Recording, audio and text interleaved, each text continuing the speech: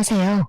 저는 현재 13살, 16살, 이쁜 두 딸을 키우고 있는 40대 여성입니다. 이곳에 항상 시댁 사연이 많이 올라오고 저도 재밌게 듣고 있었는데요. 이렇게 사연을 보내게 된 이유는 바로 제 올케 때문이에요.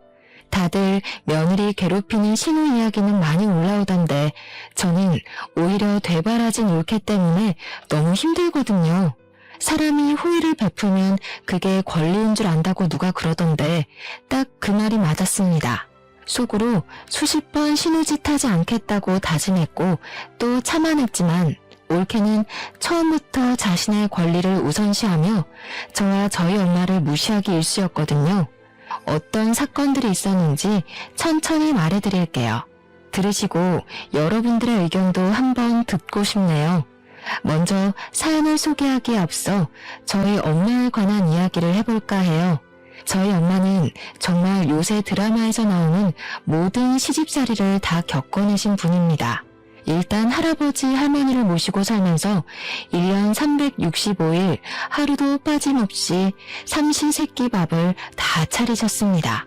게다가 매일 동네 분들을 잔뜩 불러오시고 손님상을 내오라고 호통을 치셔서 식사 시간 중간중간에도 쉴 새 없이 손님상을 내오고 차리셨습니다. 엄마는 엄마의 친정에도 가지 못했어요. 친정 부모님 생신날은 물론 명절 때도 친정에 갈 수 없었고 친정에 갈 수 있는 날은 오로지 음력 1월 15일 정월 대보름에만 뿐이었답니다. 평소에 할머니가 기분이 좋지 않은 날에는 괜히 집안일 음식에 대한 타박은 기본이었고 엄마가 어디를 아예 나가지 못하게 했어요. 제가 어릴 때 어린 엄마들끼리 한 달에 한 번씩 마을 회관에 모여 맛있는 음식도 해먹고 간단히 술도 마시고 하는 부녀의 모임이 있었거든요. 제 친구들의 엄마는 다 그 자리에 참석했지만 저희 엄마는 할아버지 할머니의 불호령 때문에 한 번도 참석을 못하셨습니다. 어디서 여자들끼리 모여서 밥을 먹고 술을 먹냐며 아주 천인공노할 짓거리 한다고 엄마는 절대 가지 말라고 하셨답니다. 한 번은 엄마가 감기에 심하게 걸리셨는데 할아버지 할머니의 시집살이로 쉬지 못하고 계속 일을 하시니 귀에서 진물이 나왔대요. 처음에는 이러다가 말겠지 했는데 진물이 계속 나고 색도 노랗게 변해서 할머니께 병원을 가봐야겠다고 하니 할머니는 이런 것쯤은 금방 낫는다고 하며 병원을 못 가게 일부러 이것저것 일을 시키셨다고 해요. 다음 날에도 할머니는 병원을 가지 못하게 갖가지 수단과 방법을 다 쓰셨어요. 그렇게 한 달 정도 지나자 진물이 안 나오긴 했는데 문제는 그 뒤로 소리가 잘 들리지 않았답니다. 그래서 할아버지나 할머니가 부르셔도 잘 듣지 못했죠. 하루는 제가 학교에 갔다가 왔는데 할머니가 엄마의 뺨을 때리고 시어미를 무시하냐며 소리를 지르고 계셨습니다. 엄마는 그런 할머니한테 아무 소리 못하고 무릎 꿇고 죄송하다고 울고 계셨어요. 무슨 일인가 하고 보니 할머니가 엄마한테 물을 가져오라고 부르시는데 엄마는 부엌에서 식사 준비한다고 듣지 못했대요. 그래서 할머니가 화가 나서 부엌으로 쫓아가서는 엄마의 뺨을 때리셨다고 해요. 그때가 저 초등학교 1학년이었는데 어린 마음에 너무 놀라서 그 모습을 보자마자 바지에 실수했어요. 실수하는 제 모습을 보시고 할머니는 엄마에게 딸년 교육을 얼마나 멍청하게 했으면 아직도 똥오줌을 못 가리냐며 더 크게 화를 내셨답니다. 흔히들 며느리 사랑은 시아버지라고 하죠.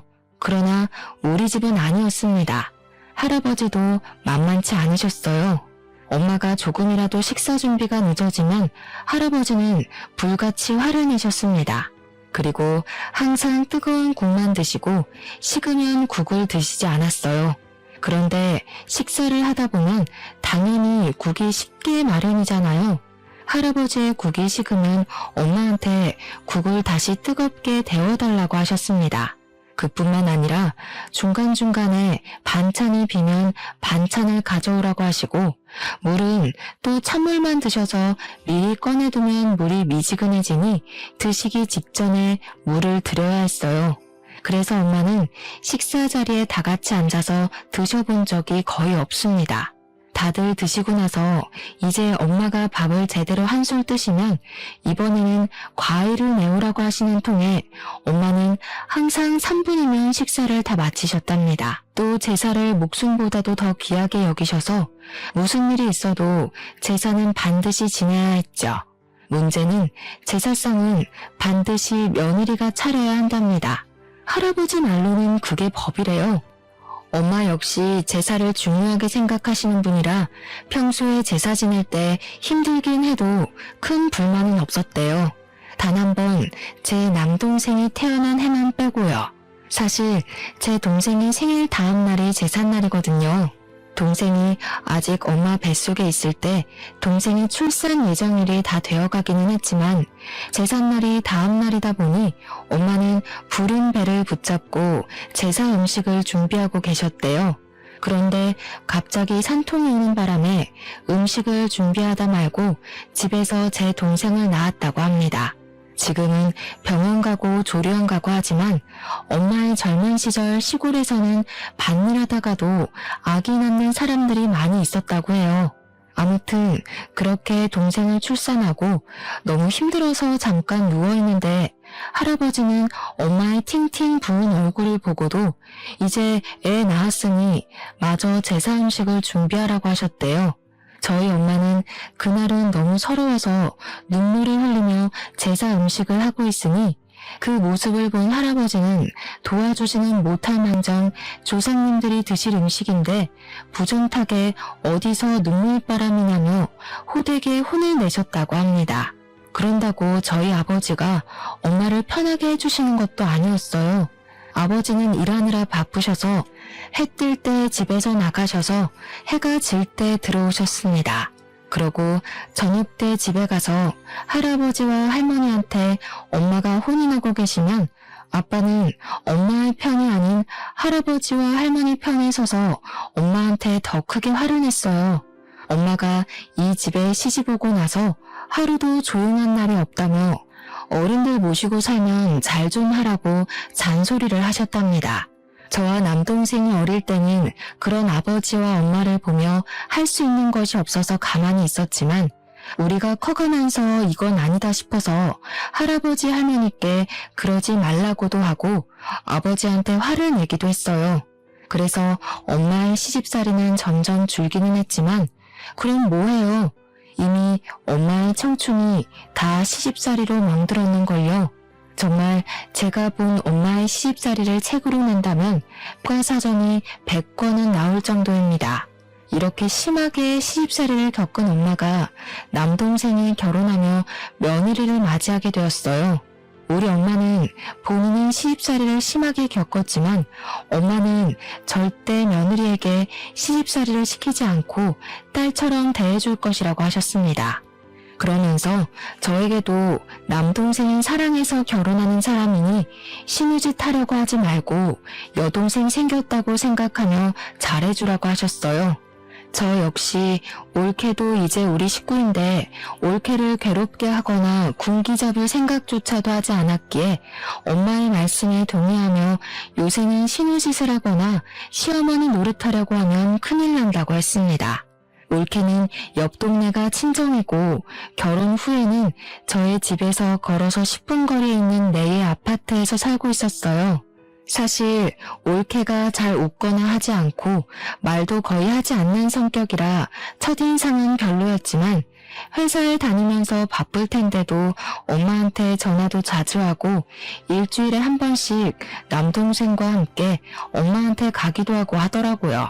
솔직히 친정집이 우리 집에서 20분 거리이지만 딸인 저도 2주일에 한 번씩 가는데 며느리가 딸인 저보다 더 자주 가서 엄마의 말벗이 되어주니 참 고마웠어요. 올케가 무뚝뚝하고 차갑게 보여도 엄마를 잘 챙기는 것 같아서 정말 보기 좋았습니다. 저는 그런 올케를 정말 여동생처럼 생각해서 가끔 시간이 맞으면 전화해서 동네에서 맥주도 먹고 싶었지만 올케로서는 이조차 신의 짓이라고 생각할까봐 전화번호는 알아도 연락은 한 번도 하지 않았어요. 엄마 집에서도 음식은커녕 설거지조차 한 번도 시키지 않았고 올케가 설거지하려고 하면 제가 잽싸게 가서 못하게 했습니다. 저와 엄마는 올케에게 시댁도 친정이라고 생각하라고 하며 맛있는 음식을 먹고 쉬고만 갈 수 있게 했어요. 남동생이 결혼한 지 한 달이 지난 어느 날 올케가 임신했습니다. 올케는 입덧도 심하고 몸이 너무 힘들다며 다니던 회사를 관뒀어요. 솔직히 올케는 회사가 야근도 거의 없고 월급도 많이 주고 아빠들에게도 육아휴직을 줄 정도로 복지가 정말 좋은 곳을 알고 있었는데 퇴사를 한다니 조금 아깝더라고요. 하지만 저 역시 두 아이 임신했을 때 정말 우울하고 너무 힘들었기에 올케의 그런 선택을 지지했답니다. 올케는 그 뒤로는 힘들고 입덧한다는 이유로 집에만 있었어요. 가끔 우리 엄마가 반찬을 많이 하셔서 올케한테 잠깐 올 수 있냐고 해도 올케는 힘들다는 이유로 가지 않았습니다. 그래서 제가 엄마의 반찬을 받아서 올케에게 전달해주곤 했는데 그때마다 올케는 나가기 힘들다고 그냥 집 앞에 반찬을 두고 가라고 했어요. 저와 엄마는 올케가 임신한 뒤로 2달 동안 아예 얼굴도 보지 못했답니다. 그러다가 엄마의 생신이 다가왔어요. 올케에게는 결혼하고 처음으로 맞이하는 엄마의 생신이었습니다. 저는 원래 하던 대로 아침부터 미역국을 끓이고 엄마가 좋아하는 잡채와 갈비찜을 만들고 케이크를 사서 엄마의 생신 파티를 하러 저녁에 친정으로 갔어요. 저는 다른 날은 몰라도 이날은 올케가 올 줄 알았습니다. 그런데 올케는 오지 않고 남동생만 오더라고요. 왜 너 혼자 왔냐고 했더니 올케가 힘들어서 못 오겠다고 했다고 하는 겁니다. 저는 도대체 얼마나 힘들길래 시어머니의 첫 생신도 오지 못하나 하는 생각이 들었어요. 엄마 역시 살짝 실망한 표정을 지으셨어요. 그래도 엄마는 아무 말 하지 않고 제가 해온 음식들과 남동생이 사온 소고기를 드시며 우리끼리 즐겁게 지냈습니다. 그런데 생각하면 생각할수록 좀 이건 아니다 싶더라고요. 올케가 임신했으니 생신상은 애초에 바라지도 않았고 힘들면 못 올 수도 있기는 한데 인간적으로 어머니 생신인데 전화는 한 통 해야 하는 거 아닌가요? 그런데 올케는 전화조차도 하지 않았습니다. 이번에는 올케가 괘씸했지만 그런다고 제가 여기에 대해서 올케한테 직접 말하면 신우짓 한다고 오해할 것 같았어요. 그래서 아무 말 하지 않고 있다가 생신 파티를 마치고 집에 가는 길에 남동생에게 올케가 그렇게 많이 힘드냐고 물어봤습니다. 남동생은 아직 입덧도 있고 허리도 끊어질 듯 아파한다면서 집에서도 그냥 누워만 있다고 했어요. 저 역시 임신했을 때 입덧도 심하고 허리 통증이 심했던 터라 올케가 아주 힘들긴 하겠더라고요. 그래서 뭐라고 하려다가 참고 동생에게 회사 다니느라 바빠도 올케 잘 챙겨주라고 했습니다. 다음날 남편은 출근하고 아이들은 학교에 간 후 집안일을 하고 커피 한 잔을 하며 지인들과 친구의 SNS를 구경했어요. SNS를 보고 있는데 올케가 추천 친구 목록에 뜨더라고요. 그래서 한번 들어가 봤는데 입덧이 심하고 허리가 끊어질 듯 아프다고 했던 올케가 친구들과 호텔로 놀러가서 찍은 사진이 있는 거예요. 심지어 이 사진을 올린 시간을 보니 바로 어제 우리가 엄마의 생신 파티를 할 때 사진을 올렸습니다. 그리고 사진 밑에 쓴 글을 보니 1박 2일 동안 오랜만에 친구들과 놀러가서 행복하다고 적혀 있었어요. 그 사진과 글을 보니 너무 황당하더라고요. 그래서 바로 올케한테 전화를 걸었습니다. 올케가 바로 전화를 받길래 지금 혹시 어디냐고 물었어요. 올케는 아주 당당하게 지금 여행 중이라고 말하더라고요. 올케, 어제 우리 엄마 생신이던 거 알고 있어? 어머니 생신인 것은 알고 있었는데 친구들과 여행이 오래전부터 계획되었던 거라서요. 그래서 여행 왔는데 무슨 문제 있나요? 동생은 올케가 입덧도 심하고 허리도 아파서 누워만 있다고 했는데 이렇게 여행 간 사진 보니까 그다지 기분이 좋지는 않네. 여행은 오래전에 친구들과 계획했으니까 그렇다 치고 엄마한테 전화라도 한 통 하지 그랬어. 설마 형님 제가 며느리라고 시어머니 생신상 차리라고 시키시려던 건 아니죠? 요새 시대가 어느 시대인데 며느리가 시어머니 생신상 차리고 그래요. 그리고 전화는 하려고 했는데 어머니가 오전 오후에는 밭일 하시느라 바쁘시고 저녁 때는 가족끼리 생신 파티 하는데 제가 괜히 흐름 낄까봐 못했어요, 형님. 저 지금 친구가 불러서 전화 끊을게요. 저는 올케의 말을 듣고 제가 40대라서 요새 젊은 사람의 생각을 이해 못하나 싶었습니다. 그냥 있으려다가 엄마도 이 사실을 알아야 할 것 같아 엄마한테 전화해서 사실 올케가 지금 여행 중이었다고 했어요. 그랬더니 엄마는 그냥 한숨을 쉬시면서 아기 낳으면 이제 자유롭게 어디 가지도 못할 텐데 괜히 이러쿵저러쿵 하지 말고 그냥 조용히 있으라고 하셨습니다. 엄마가 그냥 있으라니 가만히 있기는 했는데 솔직히 올케의 이런 행동이 이해가 전혀 되지 않더라고요. 뭐라고 더 하면 올케가 신우짓을 한다고 생각할까봐 뭐라고 하지도 못하고 그냥 조용히 있었답니다. 그 뒤로도 올케는 집에 거의 오지 않았고 일이 있을 때마다 남동생만 왔어요. 엄마는 임신한 올케가 불편할까봐 전화조차도 올케에게 하지 않았고 무슨 일이 있어도 항상 남동생에게만 전화했습니다. 시간이 흘러 올케가 결혼한 뒤 첫 명절이 다가왔어요. 저는 남편이 출장을 가서 시댁에는 전화만 드리고 가지 않았고 아침에 아이들을 데리고 친정으로 갔습니다. 친정으로 가서 엄마와 차례상을 올릴 음식 재료들을 손질하는데 올케와 남동생이 점심시간에 왔어요. 저는 임신하고 나서 처음 보는 올케가 반가워 이것저것 물어봤습니다. 올케는 아주 당황한 표정을 지으며 그냥 예전보다는 몸이 괜찮아졌다고 했어요. 남동생네 부부도 오고 식사 시간이 되어 밥을 차리는데 올케는 힘들다는 이유로 방에 들어가 있고 남동생만 나와서 저를 도왔습니다. 반찬과 수저는 다 놨고 밥과 국만 풀면 되는 상황에서 제가 올케에게 밥 먹으러 오라고 불렀어요. 올케가 부엌으로 왔는데 아직 밥이 퍼지지 않은 것을 보고 인상을 딱 찌푸리더라고요. 뭐야? 아직 밥도 퍼지지 않았는데 왜 벌써 나오라고 불러요? 설마 저한테 밥 푸라고 나오라고 하신 거예요? 그래, 누나가 너무 빨리 불렀어. 밥까지 다 푸고 부르면 되지. 왜 벌써 불러? 이제 밥을 푸니까 지금 부른 거지. 그리고 이렇게까지 짜증을 낼 일이야? 그래봤자 고작 1분, 2분 차이인데 꼭 엄마도 그렇고 누나도 그렇고 밥을 다 푸고 나서 부르면 되지. 꼭 이렇게 빨리 부른다니까. 지훈아, 내가 미안해. 다음에는 밥 다 푸고 부를게. 일단 자리에 앉아. 저는 올케를 보니 정말 황당하더라고요. 이런 올케의 행동도 어이없는데 더 어이없는 건 제 동생이었습니다. 제 동생은 원래 가정적인 아이가 아니었거든요. 결혼 전 할아버지와 할머니가 남자는 주방에 얼씬도 하면 안 된다고 하시는 통에 남동생은 집에서 숟가락조차도 놓지 않았습니다. 상에 반찬 올리는 것도 밥을 푸는 것도 한 적이 없었어요.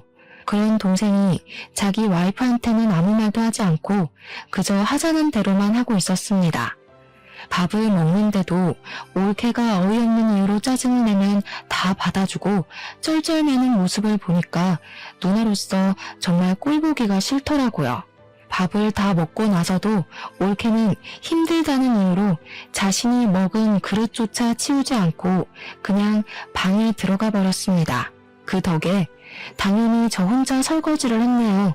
엄마는 이런 낙대 먹은 올케에게 과일을 깎아서 방에 가져다 주시고 물도 가져다 주셨습니다. 저는 그런 올케가 얄밉기도 하고 화가 나서 방에 들어가서 뭐라고 하려고 했지만 엄마는 임신 8개월이나 돼서 힘들 텐데 괜히 그러지 말라고 하시며 그냥 푹 쉬게 내버려 두라고 하셨어요. 시어머니는 엄마가 그러자는데 제가 뭐라고 할 수는 없어서 그냥 알겠다고는 했는데 올케는 그날 명절 모든 준비가 마쳐질 때까지 방에서 한 걸음도 나오지 않더라고요. 다음 날이 되었어요. 친척들이 우리 집에 아침 일찍 오시고 차례상을 차리는데 솔직히 설거지나 상 차리는 일은 하지 않더라도 결혼 후 첫 명절인데 친척들한테 인사는 해야 하지 않나요? 친척들이 오셨는데도 올케는 방에서 나오지 않았습니다. 일부러 제가 올케를 크게 불렀는데 남동생은 잠자리가 바뀌어서 어제 잠을 한숨도 자지 못했다며 그냥 쉬게 두라고 하는 거 있죠. 전 그래도 동생의 말을 무시하고 계속 친척들 왔다고 하며 올케를 불렀습니다. 올케는 잠옷을 입고 머리는 부스스해서 나오더라고요. 저는 올케에게 아무리 힘들어도 친척 어른들 오셨으니 인사는 하라고 했더니 마지못해 고개만 까딱하고 다시 들어가라는 겁니다. 참다 못한 제가 임신해서 아무리 힘들어도 시어른들 오셨으니 와서 같이 있으라고 하며 한 소리 했습니다. 저는 친정에서 차례상을 한 번도 차려본 적이 없어요. 그리고 솔직히 말해서 이 차례상이 형님네 조상들을 위한 것이지 제 조상을 위한 것은 아니잖아요. 저는 얼굴 한 번 못 본 조상들인데 제가 이 조상들을 위해 상을 차려야 하나요? 며느리라는 이유로요? 그래, 올케 말이 다 맞기는 하는데 내가 언제 너한테 차례상 차리라고 했어? 조상님들은 올케가 얼굴도 못 봤으니 그렇다 치고 지금 여기 오신 친척 어른들께 인사를 할 수 있는 거잖아. 아니야? 누나, 지금 신우짓 하고 있는 거 알아? 솔직히 지은이 말이 다 맞지, 안 그래? 지은이는 솔직히 이 집 핏줄도 아닌데 며느리라는 이유로 굳이 상 차릴 필요 없지. 꼰대같이 왜 그래? 뭐? 꼰대? 지금 나만 이 상황이 이해되지 않는 거니? 솔직히 내가 네 와이프한테 설거지를 시켰니? 음식을 장만하라고 했니? 네 와이프 말대로 내 조상이니까 내가 음식 장만 다 했고 상도 내가 다 차린다고. 그런데 결혼 후 첫 명절이고 친척들은 결혼식 이후 처음 뵙는 자리인데 방에서 나와보지도 않고 저러고 있는 게 말이 돼? 아유, 희진아, 그만해라. 지은이도 임신하고 했는데 힘들겠지 뭐. 그냥 지은이는 들어가서 쉬고 우리끼리 하자꾸나. 올케는 그냥 방에 들어가 버리고 아버지와 엄마는 친척들에게 지금 임신해서 너무 힘들어서 그러니 이해해달라고 했습니다. 친척들은 부모님께 며느리가 아주 사람 잡겠다며 농담식으로 이야기하시는데 정말 기분이 좋지 않더라고요. 차례가 끝날 때까지 올케는 방에서 아예 나오지 않았고 차례가 끝나자마자 기다렸다는 듯 남동생과 자기 친정으로 휙 가버렸습니다. 그렇게 어이없는 명절이 끝나버렸답니다. 명절이 지나고 한 달 정도나 흘렀으려나요? 올케의 친정엄마가 돌아가셨다는 연락을 받았습니다. 사실 올케의 아버지는 이혼해서 연락되지 않고 엄마와 둘이서만 살았는데 그런 엄마가 돌아가셨으니 얼마나 힘들겠어요. 그래서 저는 소식을 듣자마자 바로 장례식장에 갔습니다. 올케는 지금 임신 9개월 차라서 배가 많이 불러있는 상황이었어요. 걷기도 힘든지 걸을 때마다 뒤뚱거리며 통곡을 하는데 정말 너무 안타깝더라고요. 그런 올케를 보면 눈물이 자꾸 나서 장례식장에서 친언니처럼 하나하나 챙겨주고 도와주었습니다. 우리 엄마도 엄마와 둘이서만 살아서 각별할 텐데 돌아가셨으니 얼마나 힘들겠냐고 하시며 장례식장에서 손님 맞이도 직접 하시고 올케와 같이 3일 밤을 지새웠어요. 그렇게 무사히 사돈 어르신의 장례식을 마쳤습니다. 장례식을 마치고 일주일 정도가 지났어요. 저는 장례식 후에 올케한테 고맙다는 전화가 올 줄 알았습니다. 그런데 전화가 한 통도 없더라고요. 저는 그렇다 치고 엄마는 3일 동안 같이 장례식장에서 밤을 지새웠는데 엄마한테조차 아무 연락이 없었대요. 솔직히 서운하긴 했지만 지금 출산을 앞두고 있기도 하고 엄마를 잃은 슬픔이 커서 그런가 보다고 이해하려고 했습니다. 그리고 2주일 정도 후에 조카가 태어났어요. 엄마는 올케의 조려한 태조날에 올케를 위해 밑반찬과 미역국, 산모들에게 좋은 한약을 준비해 주셨습니다. 제가 요새는 반찬도 잘 나와서 시켜 먹어도 된다고 했지만 그래도 친정엄마도 돌아가셔서 챙겨줄 사람도 없는데 우리가 챙겨야 한다며 허리가 아프신데도 굳이 음식을 잔뜩 만드시더라고요. 엄마는 밭일 때문에 가지 못하니 저한테 음식들을 올케에게 갖다 주고 시간 되면 올케가 좀 쉴 수 있게 아기도 보고 오라고 했습니다.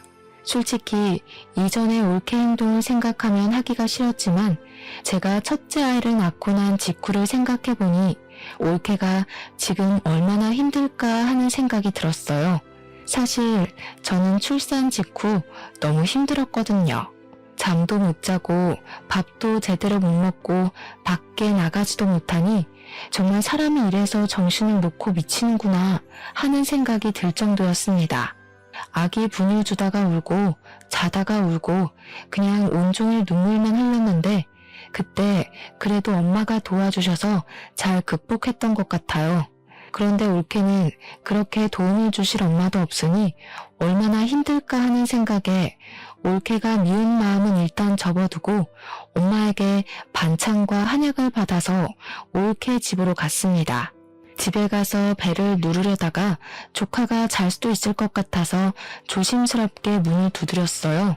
한 번, 두 번 두드리는데 나오지 않더라고요. 세 번째 두드릴 때 올케가 나왔는데 제가 문을 두드리는 바람에 조카가 잠에서 깼다고 짜증을 엄청 냈습니다.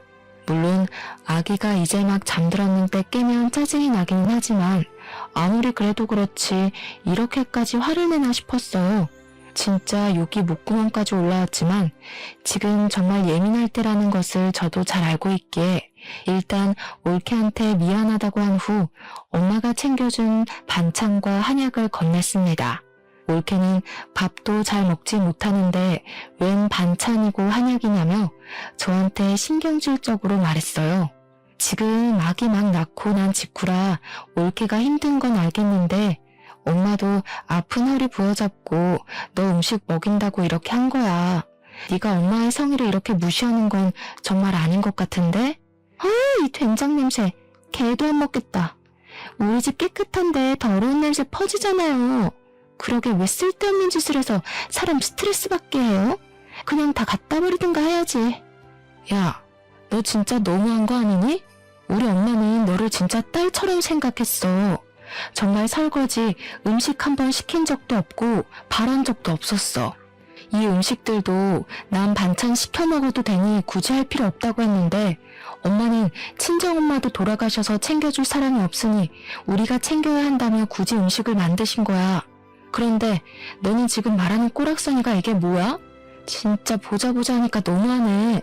꼬락서니요? 와, 진짜 이렇게 신우짓 하고 싶어서 그동안 어떻게 참으셨대요? 설거지요? 며느리는 꼭 설거지 다 해야 해요? 아니 솔직히 우리는 남인데 설거지며 음식이며 그게 웬 말이에요? 신우짓? 그리고 우리가 남이라고? 정말 넌 그렇게 생각해? 너와 내 남동생이 결혼했어도 남남이라고? 그렇잖아요. 아니 시부모님이 나한테 돈을 주기라도 했어요? 아니면 이 집을 마련하는데 도움을 주기라도 했어요? 제 친구는 결혼하며 최소 1,000만 원, 많으면 몇 천만 원도 받으며 결혼했대요. 그런데 난 결혼하고 지금까지 시부모님께 땡전 한 푼도 받은 적이 없어요. 제가 시부모님한테 무슨 도움을 받기로 했어요? 아니면 돈을 받기로 했어요? 그런데 제가 왜 며느리 노릇을 해야 해요? 그렇게 생각한다는 거지? 지금 네가 한 말 우리 부모님께 다 말씀드려도 되니? 당연하죠. 얼마든지 말씀드리세요. 받은 것도 없는데 제가 왜 며느리 도리를 해야 하는지 모르겠네요. 솔직히 나이 몇 살 더 먹었다고 신우짓 하는 거 너무 역겹네요. 그리고 제가 이런 더러운 된장 냄새 나는 거 처먹을 줄 알았어요? 착각하셨네요. 아줌마나 먹어요. 난 일단 더러운 음식 안 먹으니까. 올케가 저한테 아줌마라고 말하는데 순간 혈압 올라서 올케 뺨을 때려버렸습니다. 우리 엄마가 허리 아프신데도 불구하고 올케 먹여야 한다고 새벽부터 이 음식들을 만드셨거든요. 올케는 엄마의 그런 고생을 생각하기는커녕 더럽다고 갖다 버린다는데 정말 그야말로 화나더라고요. 제가 뺨을 때리니 눈을 흘기며 제게 막말하던 올케 눈에 눈물이 송골송골 맺혔어요. 저는 울든 말든 올케는 쳐다보지도 않고 그토록 깔끔한 채 하던 올케 집 거실 한가운데에 침을 쩍 뱉었습니다. 그리고 음식과 한약들을 다시 다 챙겨서 친정에 갔어요. 집에는 아버지도 계셨는데 아버지는 반찬과 한약을 왜 도로 가져왔냐고 하셨습니다. 그래서 조금 전에 올케와 나눴던 대화를 하나도 빼먹지 않고 다 말씀드렸어요. 아버지한테 다 이야기를 하니 남동생에게 전화가 오더라고요. 누나, 진짜 너무한 거 아니야? 지은이 지금 누나가 신우짓해서 스트레스 받아가지고 못 살겠다고 울고불고 난리 났어. 네 마누라야말로 너무한 거 아니냐? 솔직히 우리 엄마가 네 마누라한테 며느리라고 뭐 하라고 한 적 있었어? 그리고 결혼할 때 우리가 집 장만 못 해준 것은 사실이지만 솔직히 마누라도 혼수 준비 안 했잖아. 지금 집 못 해주고 돈 못 줬다고 시위하는 거야? 솔직히 지은이 말이 맞잖아. 우리 힘으로 집 장만하고 돈을 받은 것도 없는데 지은이가 왜 아무것도 받지 않은 부모님과 누나의 눈치를 봐야 하는 건데? 저는 남동생에게 더 뭐라고 하려고 했는데 아버지가 남매끼리 이게 지금 뭐 하는 짓이냐며 화를 내셔서 일단 전화를 끊었습니다. 아버지는 집안 꼴 잘 돌아간다며 화를 내며 방에 들어가시고 엄마는 반찬과 미역국, 한약을 다 버리셨어요. 원래 우리 엄마는 음식을 버리는 것은 죄라고 생각하시며 상한 음식이 아니면 절대 음식을 버리지 않으시는 분이세요. 그런 엄마가 얼마나 화가 나셨으면 자신이 직접 만든 멀쩡한 음식을 다 버리셨을까요? 생각하면 할수록 올케의 행동이 너무 괘씸하고 용서가 되지 않았습니다. 이런 일이 있고 나서 남동생과 올케는 나는 물론 부모님께도 연락 한 통도 없었어요. 솔직히 이 상황이 이해가 가지 않지만 100번을 양보해서 올케의 말이 다 바르다고 해도 남동생은 부모님이 그동안 키워주고 이만큼 길러주셨는데 이딴 식으로 행동하는 것이 정말 용납이 안 되고 화가 났습니다. 하지만 부모님은 남동생과 올케의 막대먹은 행동에도 아무 말씀도 하지 않으시고 여전히 가만히 계셨어요. 그러다가 아버지의 칠순이 다가왔습니다. 아버지는 잔치는 원하지 않으셨고 그냥 가족끼리 좋은 펜션이나 호텔 잡아서 여행이나 가서 재밌게 놀고 오자고 하셨어요. 저는 남동생에게 이런 상황을 이야기하려고 했는데 전화를 받지 않아 카톡을 남겼습니다. 남동생이 다음날 전화를 했는데 자기들은 아이가 어려서 못 가겠다고 하더라고요. 그럼 아버지의 칠수는 어떻게 할 거냐고 했더니 자기들은 그냥 있을 테니 우리 가족끼리 부모님을 모시고 가라는 거예요. 남동생에게 어떻게 아들이 돼서 그럴 수 있냐고 하며 뭐라고 했습니다. 누나, 솔직히 우리 결혼하면서 내가 부모님께 돈을 받았던 것도 아닌데 이렇게 강제로 여행 가는 건 아니잖아. 그리고 요새 지은이도 아기 보느라 너무 힘들어. 잠도 못 자고 밥도 못 먹고 정말 눈만 뜬 시체같이 살고 있다고. 그니까 우리한테 여행 가라고 강요하지 마. 야, 네 마누라만 아기 낳았냐? 나도 낳았고 엄마도 낳았어. 다 그러면서 엄마 되는 거야. 오버 좀 하지 마. 그리고 결혼할 때 우리 집에서 돈도 못 주고 집도 못 마련해줬다는 이유로 부모님이 며느리한테 무시당하면서 살아야 하니? 솔직히 부모님이 네 마누라한테 집안일을 시켰니 막말을 했니? 그리고 피가 안 섞인 남남이라고 해도 지인이고 친구면 생일 축하해주는 건 당연한 거야. 알겠어? 그니까 너도 이번엔 헛소리 하지 말고 꼭 와라. 알겠냐? 저는 남동생에게 협박하듯이 반드시 이번엔 오라고 하고 끊어버렸습니다. 그래도 남동생은 자기는 못 가겠다고 하며 부모님께 잘 말해달라고 문자가 왔어요. 저는 너무 열이 받아서 엄마한테 전화로 다 이야기했습니다. 엄마는 아버지가 이번 여행 때 중요한 이야기를 할 것이라며 반드시 저는 다 참석하라고 하셨다고 했어요. 무슨 중요한 말씀이냐고 했더니 이번에 아버지가 할아버지께 물려받은 땅을 팔고 2억을 받았다고 하더라고요. 아마 그 2억을 나누고 아버지 유산에 대해서 말씀을 하실 것 같다며 반드시 다 참석하라고 하시는 거예요. 그러면서 제가 또 이야기하면 신의지신에 mon해할 수도 있으니 엄마가 직접 이야기를 하겠다고 하시며 저한테는 남동생에게 연락은 따로 하지 말라고 하셨습니다. 잠시 뒤 엄마한테 다시 전화가 왔는데 남동생 가족도 오기로 했답니다.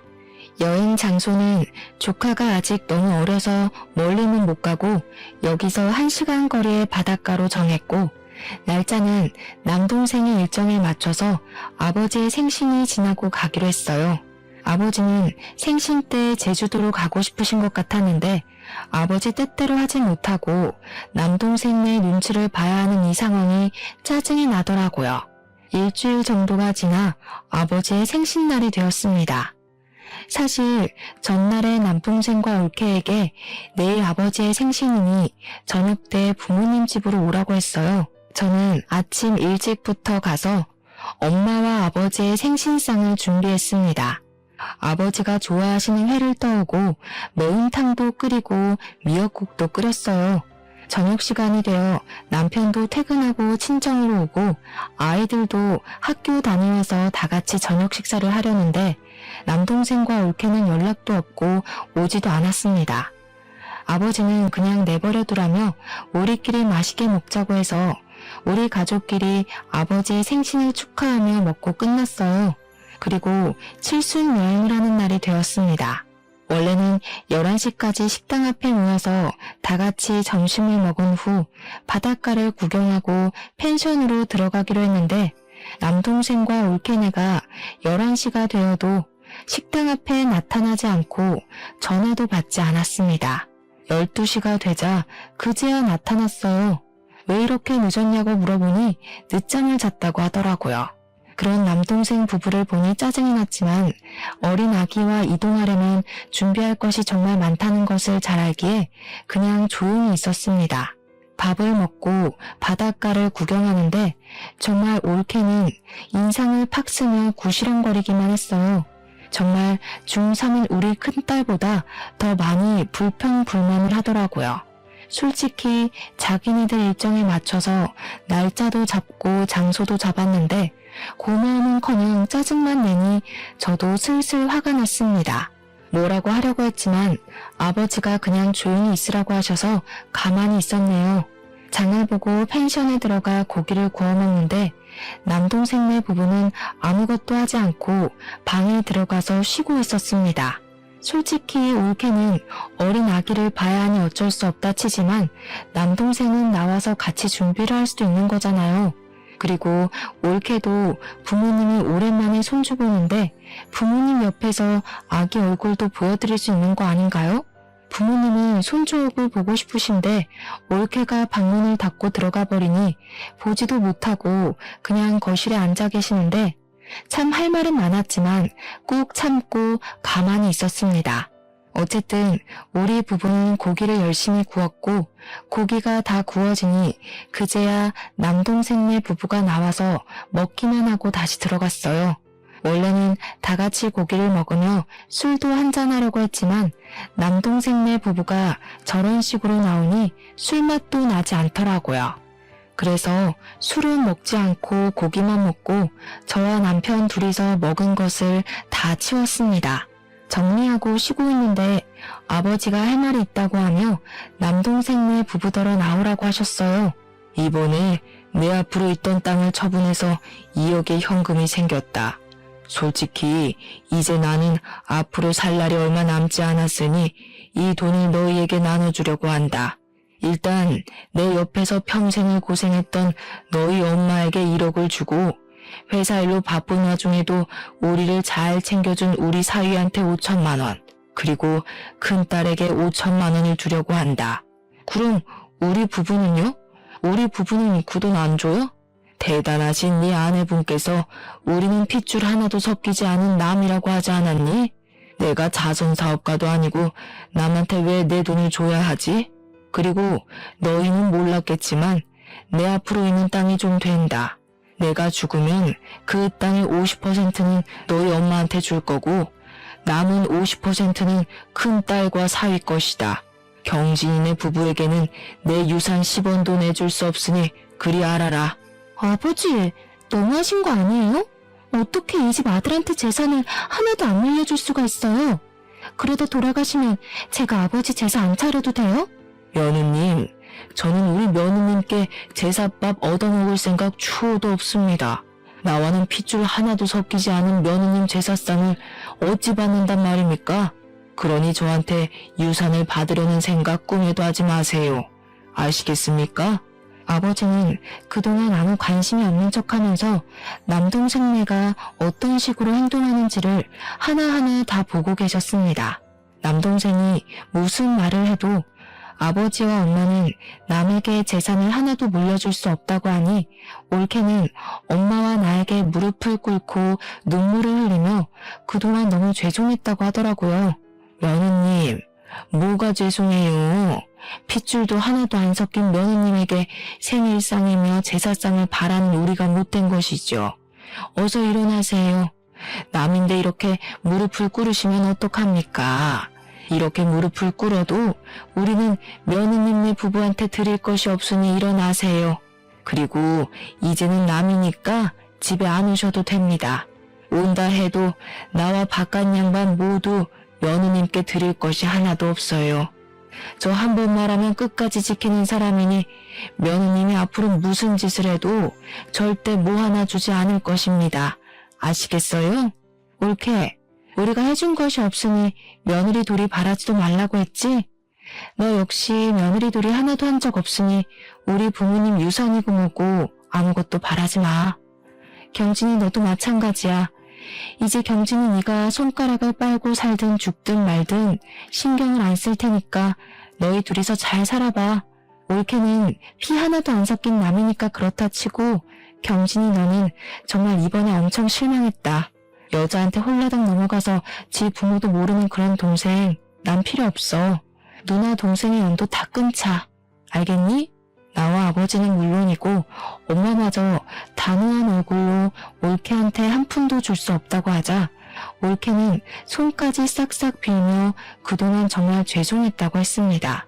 남동생과 올케가 하도 울고불고 난리를 쳐서 아버지와 엄마 그리고 우리 가족은 펜션에서 나와 그냥 부모님 집으로 가버렸어요. 부모님 집에서 그동안 남동생과 올케가 했던 무례한 행동들을 안주 삼아 우리끼리 술 한잔을 했습니다. 그때 마신 술은 제가 살면서 마셨던 술 중에서 가장 시원하고 달콤했네요. 그 뒤로 남동생 부부가 한 번 왔는데 우리 부모님이 극진히 존댓말을 쓰며 남 취급을 했습니다. 올케가 설거지라도 하려고 하면 절대로 하지 못하게 저와 엄마가 막아섰어요. 너무 불편했는지 그 뒤로는 오지도 않길래 남동생이 알아서 잘 살겠거니 했습니다. 하루는 큰딸이 학교 마치고 집에 오다가 우연히 삼촌이 공사판에서 일하는 것을 봤다고 했어요. 여기저기 알아보니 남동생이 다니는 회사가 부도나서 월급을 못 받고 있다고 하더라고요. 그리고 며칠 뒤 남동생과 올케가 싸구려 과일 세트를 들고 우리 집에 와서는 다짜고짜 무릎 꿇고 죄송하다고 하면서 아버지한테 받은 돈 5천만 원을 좀 빌려달라고 했습니다. 순간 예전에 올케 집에 반찬을 들고 갔을 때 올케가 제게 했던 행동이 떠오르더라고요. 아줌마, 무릎 꿇고 이러면 저희가 돈을 줄 거라고 생각해요? 저희 어차피 남이잖아요. 저는 자선사업가가 아니라서 빌려줄 돈도 없는데. 아, 그리고 그때 저한테 뭐라고 하셨어요? 걔도 안 먹을 음식 가져와서 스트레스 주냐고 말했었죠? 저도 지금 아줌마가 걔도 못 먹을 쓰레기 과일 가져와서 너무 스트레스 받네요. 어쩜 이렇게 싸구려만 골랐대? 음식물 쓰레기통에 다 버려야겠다. 당장 우리 집에서 나가요. 안 나가면 신고할 거예요? 그래도 무릎을 꿇고 일어나지 않고 울고불고 난리길래 경찰을 불러서 쫓아내 버렸습니다. 그 뒤로는 연락이 끊겼고 부모님도 그런 자식 필요 없다며 연락 안 하고 살아서 어떻게 살고 있는지 모르겠어요. 저의 사연은 여기까지입니다. 흔히 하는 말로 가만히 있으면 가만히로 본다고 하죠. 저와 엄마는 올케를 여동생, 친딸로 생각하고 제 상식으로는 이해하기 어려운 행동을 해도 그냥 가만히 있었는데 그 결과 올케는 지나치게 선을 넘었고 지금은 가족의 연까지 끊어져 버렸네요. 솔직히 올케가 그때 무릎 꿇고 죄송하다고는 했지만 그 인성이 과연 어디 갈까 싶어요. 마지막으로 그렇게 심하게 시집살이를 당하셨지만 본인의 며느리에게는 절대 시집살이 시키지 않겠다며 막대먹은 올케에게 싫은 소리 한 번 하지 않으신 저희 엄마를 존경합니다. 그동안 남들보다 더 많은 눈물을 흘리며 사셨으니 남은 생에는 남들보다 더 많이 웃으며 사셨으면 좋겠어요. 아무튼 저의 이야기 들어주셔서 감사합니다.